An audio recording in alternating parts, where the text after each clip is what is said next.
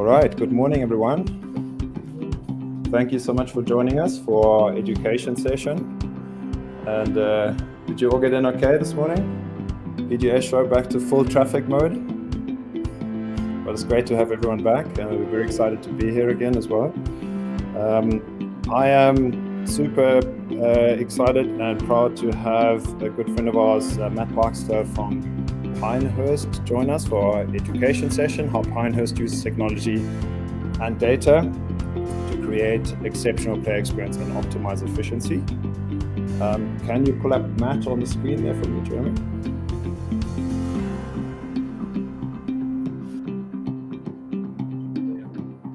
Okay, Matt, good morning. How are you? Hey, Bodo, good morning. Thanks for having me. Good morning, everyone. Fantastic. So Matt has worked with our team for a number of years, and you all know Pinehurst. By show of hands, who of you has played at any of the Pinehurst courses?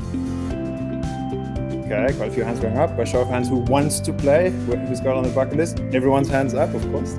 No surprise. Me too.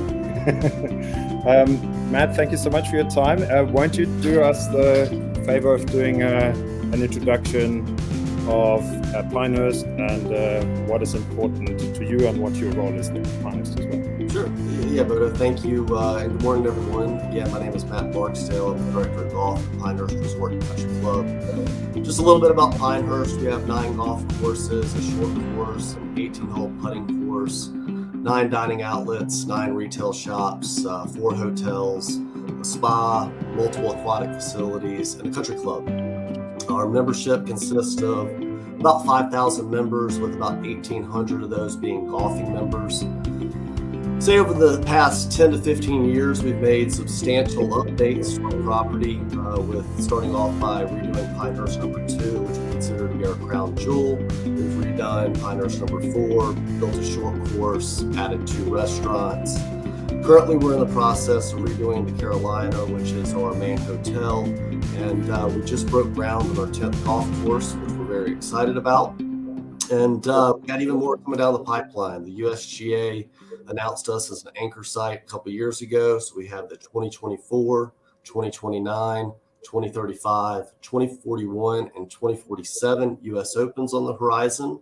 They're also going to be relocating their second headquarters down to our main campus that will house their R&D department, as well as a golf museum, and then the World Golf Hall of Fame. So needless to say, we're extremely excited about what the future holds, and thanks for having me this morning. Thank you, Matt. So you get to retire in 2047, make a note. I hope I can get there. No, for sure. Okay, let me see if I can find my screen again so we can show you some of the things we want to share. And then, Jeremy, I don't know if and how you can make this work from a screen share point of view. Okay. Okay, you're all familiar with Pinehurst, and you have just also unveiled a 2024 US Open logo. Tell us a bit about your mascot, because you did not mention it. Well, so the mascot, if you will, is the golf lad. So we have the putter boy, which is the report logo. The golf lad is our championship logo, as well as our member logo. And since our members host the USGA US Opens, it's inevitably the USGA championship logo as well. Very cool. And you can see the lad here in that logo. I know that Matt is very gracious and wants to give all the attention to the 2023 hosts, but we'll just share it anyway. So a quick introduction to Tagmarshal, if I may. We are an Atlanta-based business. I am not from Georgia, as you can hear. I'm born and raised German. I'm working on my southern accent. And we work with 500 golf courses. Very privileged to work with some of the very best, both private and daily fee. Pinehurst being one of them. There's also Whistling Straits, there's Pebble Beach, there's Valhalla, there's Hazeltine, Bobswell, really the best of the best. And what's amazing for us that we get to learn from these amazing operators. And also thanks to Matt for making himself available. But the majority of our clubs are really the $40-$50 green fee courses or the middle of the road private clubs, and they're all solving the same problems, and technology is here to help them. Let me jump into one of the things that we're trying to quiz today. Matt, from your point of view, obviously you are trying to create the best possible player experience at Pinehurst, but if you had to distill things down to only 3 out of a list of, there's about 8: course design, course conditioning, clubhouse and amenities, pace and flow of play, playing partners, who is in my group, accessibility, tee time availability, cost and value, what would you say are the top 3 that matter most? For me and us here at Pinehurst, I think course conditioning and pace and flow of play really run right there together with one another as the top 2, and then I think cost and value is going to be pretty high up there on the consumer's rating. You might probably agree here in the audience that if you get your conditioning right, that's always critical. And if you look at your annual budget, your greenkeepers will let you know as well. We need more, always more. But then once you have a beautifully conditioned course, you need to present it well every day. And the key factor in how you do that is how do things flow out on the golf course, right? Let me see if I can actually get a little bit more of Matt onto the screen. So just give me 1 second to try and get both. Can we get Matt back onto this, Jeremy? And then I can maybe share the screen between both spaces so we at least have some visual of him. That's okay. Okay, so just to back you up here, Matt, 82% of respondents to quite a large-scale USGA survey have confirmed that course conditioning is key to them as players, and 74% of players say pace of play is key to them. And then we have also 84% of operators in a recent NGCOA USGA research paper said pace is a top 3 priority for them. So it's really something that it pays to give attention to. Yeah, absolutely. I mean, I think, everybody that's an operator understands how critical of a piece to the enjoyment of the game that pace and flow is. So I'm not surprised by those stats at all. Okay, I'm not, we're creating an echo chamber of imagery here, it seems. So let's keep it simple. Okay, can you keep Matt on the screen for me? Right. There we go. So one of the things that that we found really interesting in a research piece that we have assisted the USGA with, that was done by Professor Christina Skunova and Eric Bray, is they looked at, well, if you want to understand the player experience, what are those key factors that really matter to players? What are the key factors that might break somebody's experience, and what are the key factors that make somebody's experience? So what they found is that there are 1,000 touch points in the player experience, and they ranked those across perfect frustrator, which really gets people's blood boiling, all the way to perfect delighter.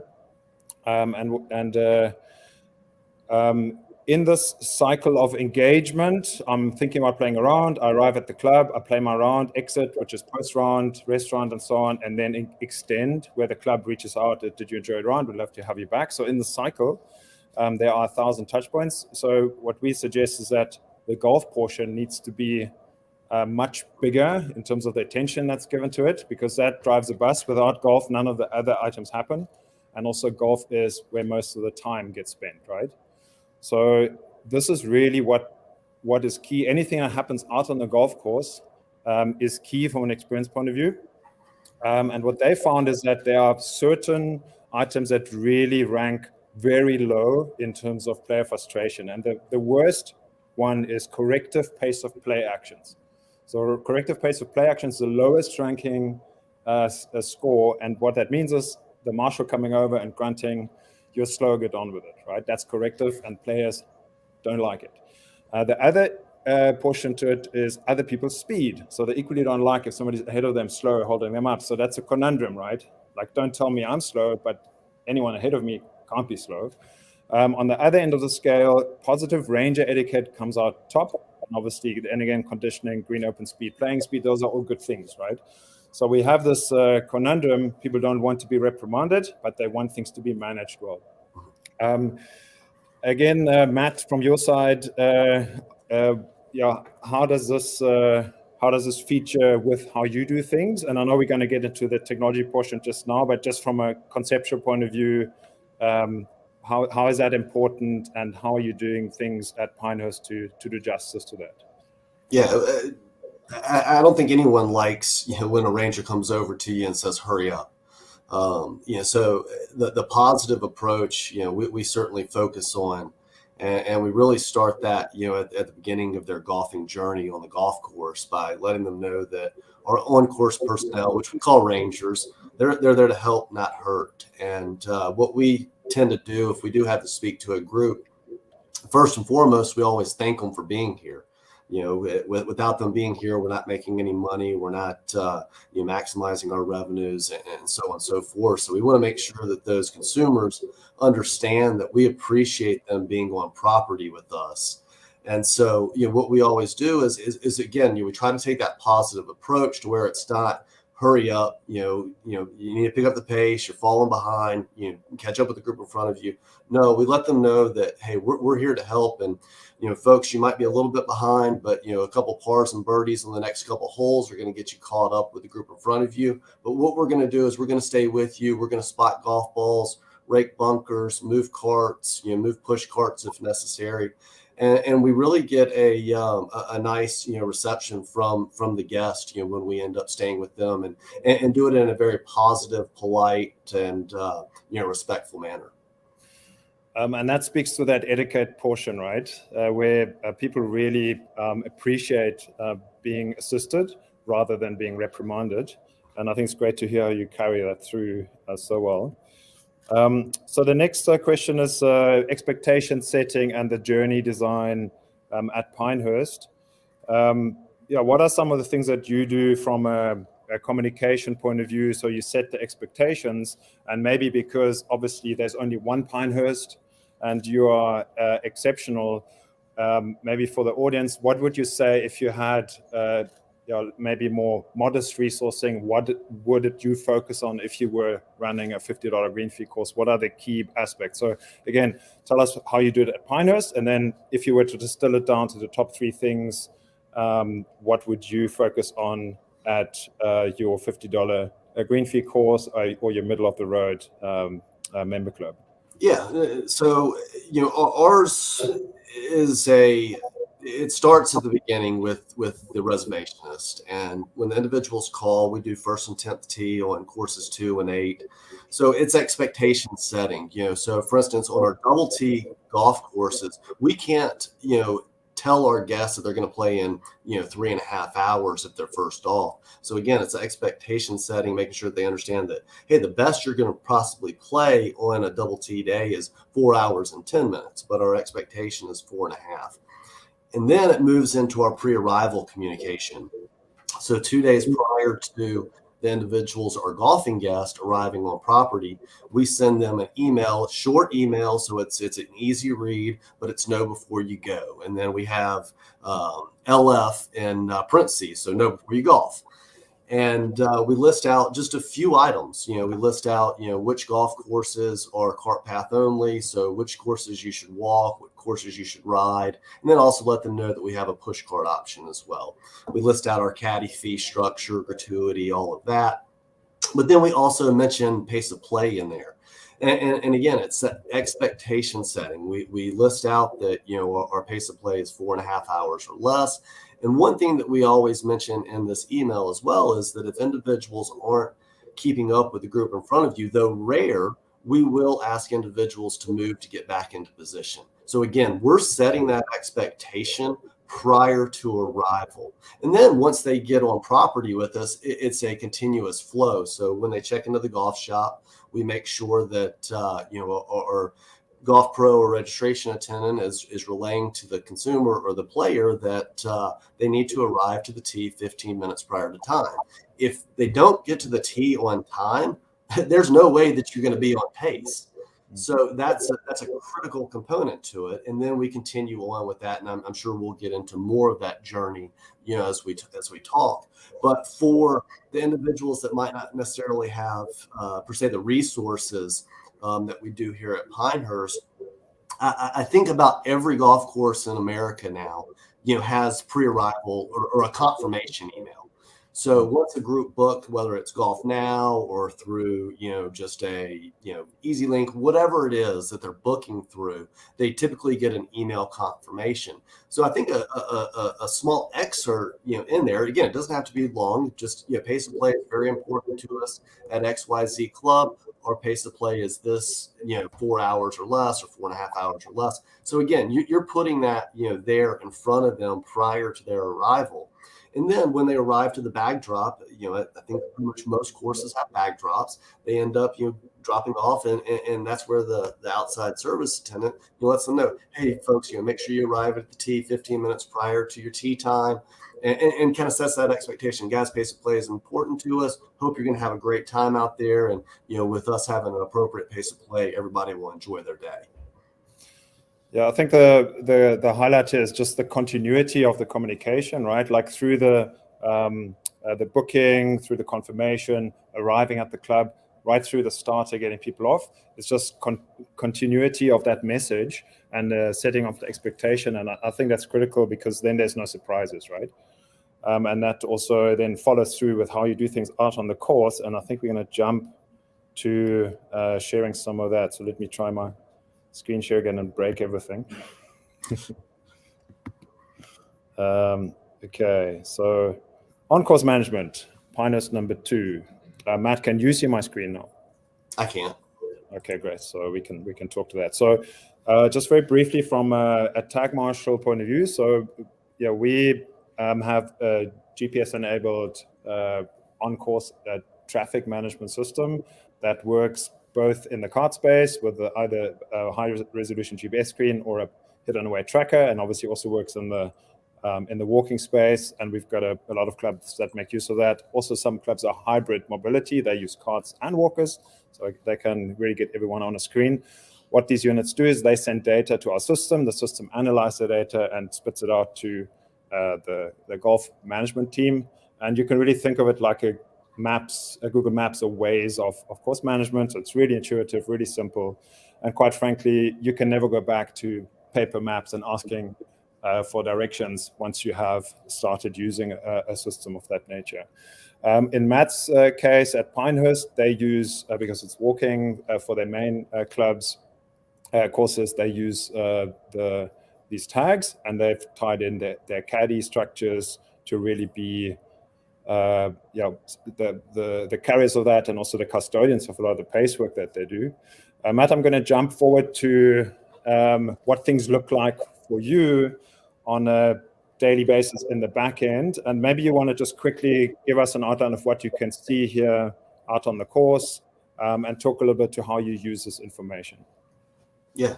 So the platform itself, has been just such a game changer for us. Previously we were operating, purely on line of sight, radio communication, Excel matrix to make sure that our groups were on time. Someone's watch might have been 2 minutes fast, 2 minutes slow, whatever. So, now with Tagmarshal, we have 360-degree coverage of our golf course, and we can see, what the pace of play is at a glance of a screen. We can have it in the golf shop. If our head pro is walking around and might not be available on a computer, he can bring it up on his cell phone or her cell phone. And then our starters can also see what the pace of play is on the golf course, so they can, again, set those expectations. If the golf course is running at a 4:45 pace, they're not going to tell the groups, hey, playing 4.5 hours or less. They're going to say, hey, folks, our goal is 4.5 hours or less. Looks like the golf course is running a little bit slower than that today, but we do have our on-course personnel that's going to assist you getting around the course. I believe, Bodo, I can't see the screen right now, but I believe you have the map up with where you can see tag 17. Is that the slide? Yeah, sorry, let me just make sure that you do see it. Is that coming through now? Yes. Okay. So this is a perfect example of how a quick glance we can see which group is out of position. So the tag itself gets larger, it changes colors, identifying what particular stage in their round they are. So for instance, 17 is the largest icon that we see, so we know that that's the slowest group out there, and they're delaying the rest of the golf course. Luckily, our ranger is out there about to intervene with them. But what we've come to find too throughout our studies and deep dives is that, for instance, every delayer, on our particular golf courses, every golf course is going to be a little bit different. But what we've come to see is that if one group is delaying, it ends up affecting 5 groups behind. So ultimately, you end up having, that's 24 players that you're affecting their rounds. So, the quicker we can make that intervention, the better the day is going to be for us, and the guest experience is going to be for all of our members and guests. Yeah, and I think you're showing here that group number 17 clearly is falling out of position, and they have a tail of 2 that they're impacting already. So if you wait another 10-15 minutes, that is going to impact the 5 groups, and that is very difficult to recover. So in our world, it's always prevention is better than cure, right? So if you can get out there quickly and have those interactions, and obviously our screen system automates a lot of that, that helps making sure people stay on track. I'm going to jump ahead, and just something that your team can see when they click on this group is who's in the group. So in your case, they would know what the caddies are at a club that's got a tee sheet that we've got lots of integrations with. You would see who's in that group. You know who the repeat players are, your members, what have you. And one of the key aspects as well is that you can see what is the trend of that group. And I would guess this is probably quite helpful to your team to really keep that eye in the sky, Matt, to see how are things developing, and to what extent do we want to intervene. Without a doubt, you can see the progression of the group on the golf course. So for instance, if that group falls behind, but you see, okay, it's just say 1 hole in their entire round, they probably had a lost ball, they probably hit one out of OB, or somebody had to go re-tee or what have you. So you can make educated guesses too of when you need to intervene based upon their progression per hole as well. So that information definitely is beneficial, when analyzing and seeing, okay, which group I need to go, speak to, and how quickly I need to respond to that particular group. Yeah, fantastic. You can see that a lot of the groups on Pinehurst here are nicely on pace, so that not you need to worry about. And you can already picture, if you had a line of sight based system, your ranger or course ambassador out there, they would need to scan and try and make sense of all of these things. And it's near impossible to actually do that, because you might have a group that's playing a bit quickly, pushing in the group in front of them. Now, that gap is closing up. Why, right? So for you to ascertain that based on some level of pace grid is really difficult. And then having a conversation is even more difficult, right? Because players are never slow. That, and that's also one of the things, Matt, we're talking about etiquette, right? So your team would never go out and grunt at somebody, hey, you're slow, get on with it. Maybe just a reminder about some of the verbiage that you use to help keep those interactions constructive and of a service nature. Yeah, again, we always start off by thanking the groups for being out there, and and if again, if it's the second, third time we're intervening, it's going to be a little bit different. But again, it's always very courteous, it's always very positive, and try to make sure that they're understanding that we're there to help them, and we're there to make sure the experience for them is good, as well as the rest of the golf course. So again, it's just being polite, being respectful, and going out and trying to help their pace of play without just telling them to hurry up. Okay, so we have spoken through. Oh, that's a beautiful photo. Which course is that, Matt? Can you see it? That's going from the second green of course 4 all the way to the 5th fairway of course 4. I know exactly why you're not at the PGA show right now. So we've spoken about the starter, that role, welcome expectation setting, making sure that your timings, especially the start time, is adhered to.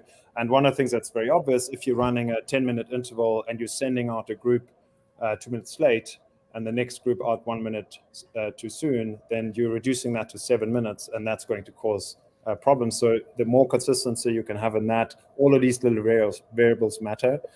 From a data point of view, here's an example, and I know, Matt, that's something that you are particularly interested in and work a lot with. What are some of the sort of data points that you look at when you dig into those analytics? And obviously, we're going to go into the special strategies that you're running in just a minute. But just as a baseline, how do you make sure that your performance stays on track and you keep improving? So that's one thing that we really enjoy about Tagmarshal is the analytics and the data that it produces. It gives us a lot of insight on how to make educated decisions on how we need to operate our golf course, and then also how we want to make sure that guest experience is exceptional. So, for instance, for us, we do analysis between Monday through Thursday and Friday through Sunday to see, okay, what was the difference there. Pretty staggering number would be for instance, on course 4. During the springtime, Monday through Thursday was 7 minutes quicker than Friday, Saturday, Sunday. And then in the fall, it was even bigger. It was it was a 12-minute difference. So it's 12 minutes faster on Monday through Thursday than Friday through Saturday. Yes, okay, we're a resort, so we're busy every single day, but that gives us a little bit more insight. Okay, where do we need our resources? And also, how do we, set the golf course up to make sure that, Friday, Saturday, and Sunday, we're running it in a clean, a little bit easier fashion than we might, during the weekday. But it also gives us additional insight to, the behavior of the consumer. So for instance, on the weekday, individuals have other places to be. They might have phone calls to make in the afternoon. They're probably not drinking as much. And then Friday, Saturday, Sunday, they're leisure. They don't have really anywhere to be. They're probably having 1 or 2 more beers than they might normally have, sometimes 3 or 4. And so they're just taking their time. So, that again gives us the understanding that we do need those resources, additional resources, Friday, Saturday, Sunday. And then also, what can we do from a course setup standpoint to make sure that we're giving us the best opportunity to have an acceptable pace of play over those days that we can actually see the biggest difference of run times. Fantastic. I think one of the things that we've learned is that the really exceptional performance happens when you do the basics really well first. Do the basics well first, and then you look for incremental improvements. And it may be small changes, small adjustments, small tweaks on the number of variables. But if you think about it over time, 1% improvement every week over a 30-week season, you're 30% better, right? And I think that is some of the culture that Matt and the team are cultivating. Let me just try and break things again with my screen share. This is great fun. And get back to our setup. So maybe just briefly, what we can see here is a single day at Pinehurst, every single tee times performance end of day. So you can see the first few versus the goal time of 4:30 came in really nicely. Then the first group here that's got this orange click-through on it started to get a bit out of position. And what it means that if these little envelopes are there, the team had an interaction, right? So they caught this group, got them back on track, and the group that was delayed behind them was hardly impacted.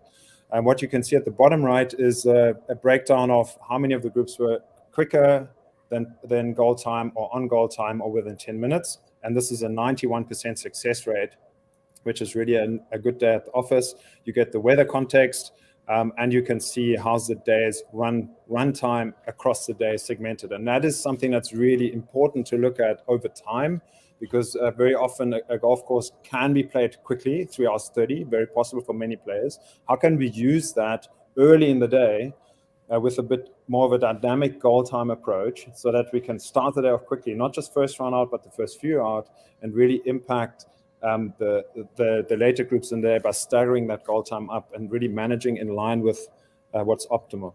One of the things that's also important, and Matt is going to talk to, we're going to talk to the whole run times just now, and how you're using setups to really tweak that. So that's part of your advanced strategies, I guess, at Pinehurst. But before we go there, tell us a little bit about what you call impact zones in terms of your on-course interactions and the on-course interactions and how you manage things, and also maybe how that might be a solution for other course operators out there in terms of their consideration, how they place resources out on the course. Yeah, so not everyone has the resources available that we have from a staffing standpoint, and I certainly get that, and that's where I think the Tagmarshal reporting can really help with that and help you define what your impact zones are. And for instance, you'll be able to stagger your scheduling of your on-course personnel based upon those particular impact zones.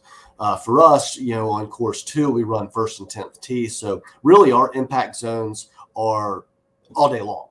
And but we've found early in the round, if you hit individuals early in the round with a pleasantry, thanks for being here, you guys are doing a great job, you folks are doing a great job on pace of play, we really get that buy-in from those players as well. So if we do have to go and ask them to pick up the pace of play or help them pick up the pace of play, they're very receptive to it.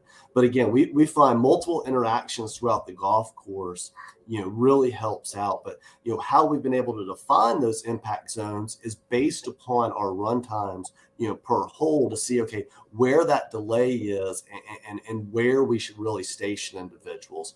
And again, all that can be derived from the analytics that is pulled from the hub. We also use the hole analysis for how we set up the golf course. Know that it's trial and error too. I mean, there's going to be things that you're going to try on your golf course that are not going to work, that might work for a sister golf course, if you will. So I would encourage everyone not to be hesitant to try something. If it doesn't work, try something else. Yeah, and I think that is a fantastic approach, right? And that's what keeps you and your team also ahead of the curve, because you're willing to try things and do things differently. But I think one of the underlying tools that you need if you're trying things, you need data, because otherwise you're just running on perception and on a hope. But if you have data, that's when you can really look at what are the things that matter and how does it impact. Run data through it. Okay, we're improving. This is getting better, and then set new benchmarks constantly. I know that you have tied in your greenkeeping team quite extensively, and you're also working really well with the USGA that have, you mentioned earlier, an on-site office with you. Let's look at some of the deeper strategies that you started deploying around the green speeds and how that impacts flow on the course. I'm just going to skip through to that. Maybe just share a little bit about that, if you will. Yeah, so this was probably one of my most fun data deep dives, if you will, for 2022. And, big thanks to, our superintendent on course 2, John Jeffries, and the USGA with their Deacon platform. But what we wanted to do is figure out what the optimal speed was for the greens to keep the integrity of the championship golf course while maintaining an appropriate pace of play. And so the USGA had done studies about this, and they said for every 1 foot that you increase the speed on the golf course, you're increasing the pace of play by 7 minutes. With all of our data collection and analyzation and everything, what we found was on course 2, for every foot that we increased it, it was about 4.5 to 5 minutes of increased time. So every golf course is going to be a little bit different. But with the irony of it is, if you look at our particular graph here, you can see when it's a 10, it's 434 is our pace. And when it's an 11, it's a 440 pace. So 6 minutes. So pretty close to that 7 minute mark that they had captured in their overall data. But for us, when we're looking at this, we're saying, okay, what's the optimal green speed to make sure that the integrity of the golf course is still presented at a US Open caliber level, but also how are we going to make sure that we're achieving the best pace of play? And it's clearly defined in this particular graph. I mean, you can see right there at that 10.5, 10.5, that's our sweet spot. That's where the greens are rolling, at a nice speed, but we're not getting over a 4:37 pace. So that's really, I think, was one of the most fun things for me, this past year when we were, really deep diving into this and analyzing it over a long period of time and understanding, okay, what is our optimal green speed on Pinehurst number 2? And for our regular play, it's a 10.5. That's amazing insight, and thanks for sharing that. Of course, I know people are thinking, where am I going to find the time to do this sort of stuff at my course? I'm so busy, but that's where, it's helpful to just have data fed to you and presented to you, data of every single second of every day out on your course automatically aggregated, and then you can start looking at it. And then what's great with Matt and his teams, they work so well with our customer success guys and with really quite straightforward requests. Can you give us data on this? Can you give us data on that? And then our team will go and sit down and make it available, and it helps the overall benchmark and an improvement. But maybe just also to commend you that over time, and this is really 2021, 2022 performance, because you're tweaking those variables and you're putting all this effort in. Your mean round time has come down by 11 minutes, and your on pace and within 10 minutes has gone up by 41%. And this is already the experience of Pinehurst is exceptional, right? But this is where you're tweaking and make things even better. Of course, you're not doing this all for fun, right? Like you can track the impact that this has on your guest satisfaction. Tell us a little bit how you do that and what the impact is, and why your leadership has put such an effort on really putting these processes and resources in place. Yeah, I think it goes back to one of the first slides that we went over is what is the player, what is the consumer expecting, what is the consumer saying, and they're saying they want a positive pace of play or flow on the golf course. That and course conditionings are their top two. And so, to make sure that, we're keeping our eye on the ball and we're having a strong initiative for pace of play, it has to start from the top down. So, we all have to be bought in. We all have to be singing the same song, if you will. And so for us, it's making sure that our on-course personnel knows that we have their back and we're invested in this as well. Really, really goes a long way. Some of the things that we've done, as far as, analyzing and looking at, run times, we look at the fastest run time, look at the average run time, but really our KPI is our slowest run time. And again, that goes back to every slow group affects 5 behind them. And so, if we can reduce our slowest run time by a few minutes, then we're doing our job and we're getting better. And it's a direct correlation with our guest satisfaction. So here at the resort, we run off of NPS, Net Promoter Score. And in 2021 compared to 2022, in 2022, Course 2 got 20 points better from a NPS, and Course 4 got 12 points better. From an NPS standpoint, that's really unheard of. You might see, a deviation between, 3, 4, 5, and that's a large, jump. But 20 points and 12 points, it's something that we are very proud of. But it didn't come easy. It came with a lot of hard work and a lot of effort put into it. But we also, have the resources available, such as the Tagmarshal, the Deacon platform, to help us achieve our goals. Yeah, I think it certainly pays, but it's important to understand the value to the business, right? Because you are creating exceptional experiences. What do people do? They come home from their trip to Pinehurst and they rave about it to their friends, and they want to come back next year. And everyone knows this is what I'm going to get at Pinehurst. And we have other resorts that we work with, and one of the key complaints or negative Net Promoter Score impact is the pace and the flow, because conditioning is always going to be exceptional. So that's the one thing that if you get that right, it really changes the game from a returns, willingness to return, and repeat play. And it's the same in the daily fee space. If we do those things right, people want to come back next week. Obviously, I can't play every week at Pinehurst, but in the daily fee space, it's the same from an impact point of view. And it really pays to give that a lot of attention. And it just, over time, it becomes second nature to a club, right? These processes run. This is how we hold ourselves accountable. This is how we communicate our results, especially in a private club space. Really exciting what happens once you start communicating your results. Players will ask you, how are we doing this week? Are we getting better? We are faster than in course down the road, aren't we, right? And they're proud of it, and this culture develops. I mean, that really runs deep and within both your team, but also your players over time. Let me jump to one other slide there, Matt, and then we're almost at the end and hope have some time for some Q&As as well. Share.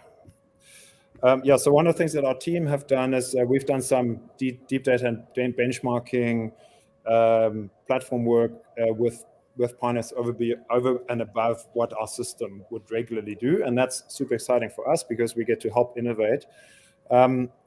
So Matt, from your personal goals into some of the data sets that you're going to look into in the next couple of years, what are some of the things that you're trying to achieve with your team at Pinehurst, and also obviously working with the USGA and so forth? Well, I mean, for us, it's to, embark our data and put it into a, all one ecosystem, if you will. So, I think, this day and age, we have all the technology available to us. And the tough part is to getting it all in one space and getting it all to talk to one another. So, but they didn't pay me to do this, by any means.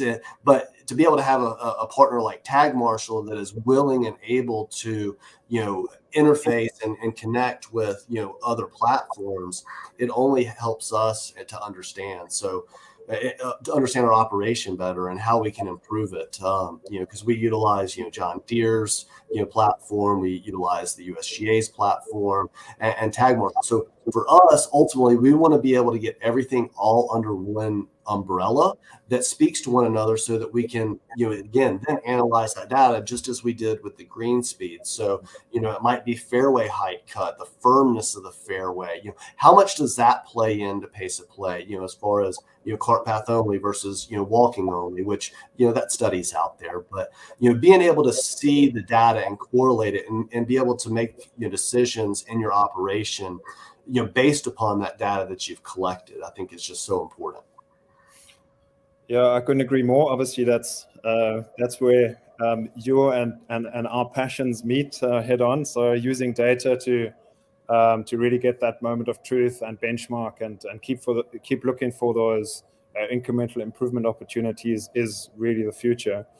Very excited also that you are so willing to share with others in the industry, and you don't just keep your magic sauce to yourself. And that's credit to you and the team.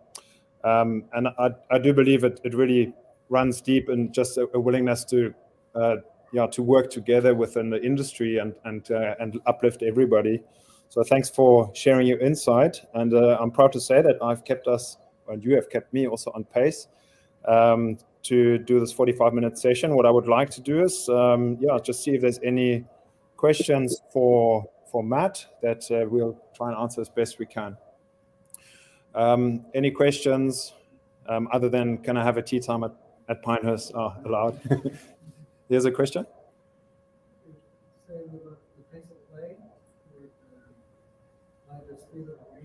Yes. Is it concerning any tee box that players play? Or doesn't matter? Yeah. What's the tee box? Is there a correlation?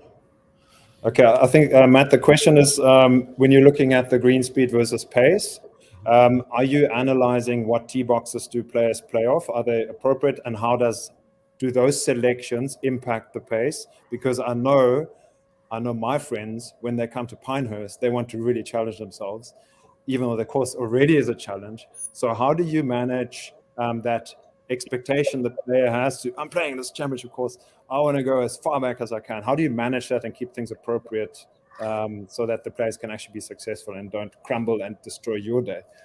So we have a golf professional on the first tee of courses 2 and 4, and we speak to the group, knowledgeably and respectfully, and let them know that, hey, look, if you want to go play the blue tees, you're more than welcome to, but our pace of play is this, and if you do fall behind, we will ask you to move and get into position. With that being said, we always encourage these individuals to play, say the white tees, and some of our starters really pride themselves on getting the majority of our folks to play the white tees. And how we do that is folks, do you want to have a hybrid or long iron into all of these Donald Ross turtleback greens, or would you like to have a 7-iron and a low iron into these greens and really enjoy your time out there? So we try to explain it in a reasonable fashion. And we actually have a very good conversion rate on having the majority of our folks play the white tees. Now, we do keep data on all that information, and that's a task that Bodo and his team are a portal that they're building out for us, to where we can input that into Tagmarshal to, again, have all that data sourced in one area. Currently, we just keep stats on it, and we input that into a spreadsheet. Okay, great question. Any other questions? Yeah. Curious, Matt can talk about the process Pinehurst went to bring in the Tagmarshal tool. Is that like a year-long RFP process, or just one-off demos with various stakeholders? How long that took, the decision-making process? Okay, so the question is, how easy or hard was it to get Tagmarshal onboarded with your team? Is it something that you got going with quite quickly, and what was the process like? I know it's a few years back. Do you still remember? Because it's second nation. That's a wonderful question. And what we did is, this was probably back in 2017. Tagmarshal was brand new on the scene, and so for us, I put together a proposal for our executive team and let them know what the benefits of Tagmarshal was going to be for us, and that this is the new standard, if you will, in golf technology, or on course, optimization and pace of play. So, I felt, personally, that if we did not do that, we were going to start to fall behind, and I placed it in that manner that there's some golf courses and that utilize Tagmarshal for optimization and to increase, the more positive pace of play they have, the more rounds they're going to be able to get. We use it more from a guest satisfaction standpoint, and that's really kind of the angle that I approached it. So I think there's multiple angles that you can approach, how you want to bring it to your board or bring it to your exec committee. And but list it out, and it is, in my opinion, it is an industry standard that if you're not doing it and you're not collecting that information, and if you're not looking at the golf course from 360-degree coverage, then you're not having all the tools to be successful. Maybe from our side, we have a customer success team and an online learning portal. So literally 1 hour in little bitty video clips will get anyone on your team onboarded so they can get going. And it's normally a 1-week calibration process, and then you're out the gate. And the nice thing is that if you're not used to having this level of line of sight, the impact that you have very quickly is actually tremendous. And then within 30 to 60 days, you're then starting to dial into the data, and you become a bit more familiar. And we have amazing success stories even within the first 3 to 6 months, the first season. And it's like Matt said, like once you're dialing into this and once you have this available, you will ask yourself, how did you ever go without it, right? So it's quite a simple process, and it's also, we do things appropriately because we know not everyone is a scientist genius like Matt. I'm joking, Matt, but we have clubs where there's managers that are so busy. It's like, make this easy for me. What are the 3 things that we need? I've got half an hour, let's go, right? And then we get started, and once they realize this is starting to save me 3 to 5 hours a week, okay, let's invest an hour so I can get to the next level, right? And it's really, it's also, again, we're very, very grateful to people like Matt that come on a stage with us and share some of these stories. And I'll tell you how many people have stumbled into a session like this starting to use the system, and then 2 years later it's like, well, now they're on a panel with us, right, telling their story. So that's where this thing goes in a 360, and we're really here to help the industry where we can, and also create a platform for people to share best practices, and that goes all back into our education material too. So that's the ambition that we have. Okay, one more question. I know that we are on end of round, 19th hole coming up. Okay, no more questions. So thank you very much. Thank you, Matt. That was fantastic. Really appreciate your insight, and that you had a little bit of a PGA show impact here. Thank you for joining our session, everyone. Enjoy yourselves. Quick, if you want to come to our booth and learn a bit more and talk to some of people, meet some of our people, what's the number? 3425. Yeah, come and see us next to PJ Magazine, just next door to Club Car. We'd love to just share and also learn a bit more about what you're trying to do. Matt, thank you so much. All the best to Pinehurst, and hope to see you soon. Thanks. Enjoy your show. Thank you.